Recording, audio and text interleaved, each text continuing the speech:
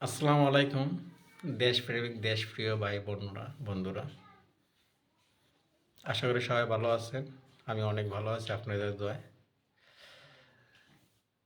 আজকে আমরা একটা স্যার হোস্টেলে বসছিলাম। স্যার হোস্টেলে বসার পরে আমরা কিছু লোকের মাধ্যমে কিছু কথা নিয়ে আদান-প্রদান হয়।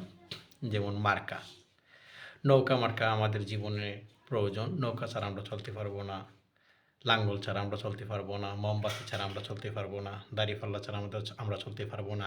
বিশেষ করে হাত পাখা নিয়ে আসার কথাটা হচ্ছিল যে হাত পাখা ছাড়া মানুষকে বাতাস দিবে কিভাবে, শান্তি পাবে কিভাবে? হাত পাখা তো শান্তিপ্রিয় জিনিস। তো এখানে আমি আসলে তখন তর্কে যেতে চাই না। কারণ যে বা যাদের মধ্যে কথাটা হচ্ছিল সবাই আমার কাছের মানুষ, যার জন্য আমি ওখানে তর্কে যাচ্ছি না। তো এখন আমি সোশ্যাল মিডিয়াতে আমি বলতে চাই, হ্যাঁ, অবশ্যই প্রত্যেকটা জিনিস পৃথিবীতে যা কিছু তৈরি হচ্ছে বা যা কিছু সৃষ্টি হচ্ছে সবই তো আমরা মানুষের জন্য, আদমের জন্য। এটা আল্লাহ পাক সৃষ্টি করছেন। তবে হ্যাঁ, কিছু জিনিস বা কিছু প্রাণী বা কিছু মানে যা কিছু আছে ১৮,০০০ মাকলুকাতের ভিতরে কিছু জিনিস আছে আসলে আমাদের সর্বক্ষেত্রে প্রয়োজন না। যেমন বর্ষাকালে নৌকার প্রয়োজন বা কোনো জায়গায় গেলে আমাদের নদী পার হইতে নৌকার প্রয়োজন। ধান চাষ করার সময় লাঙ্গলের প্রয়োজন। এখন লাঙ্গল ছাড়াও চাষ করা যায়। পাল্লা আমাদের আসর মির্জানের সময় আমাদের প্রয়োজন। জীবন আমরা যদি সুন্দরভাবে সাজিয়ে নিই, অবশ্যই আসর মির্জান অবশ্যই আমরা মানে ভালো হবে।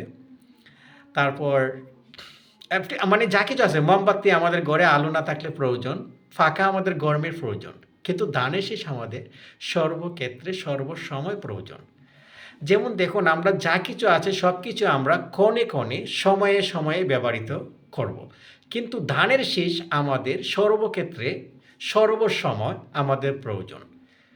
একদিন না, দুদিন না, প্রতিদিন, প্রতি ঘন্টায়, প্রতি মিনিটে আমাদের ধানের শীষ প্রয়োজন।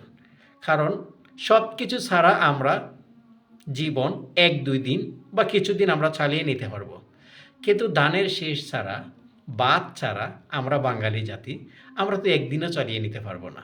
তাহলে নিশ্চয়ই আমাদের মার্কার যদি বিচার করা হয়, সেই মার্কার যদি প্রয়োজন বিচার করা হয়, তাহলে ধানের শীষ আমাদের সর্বদিকে এগিয়ে।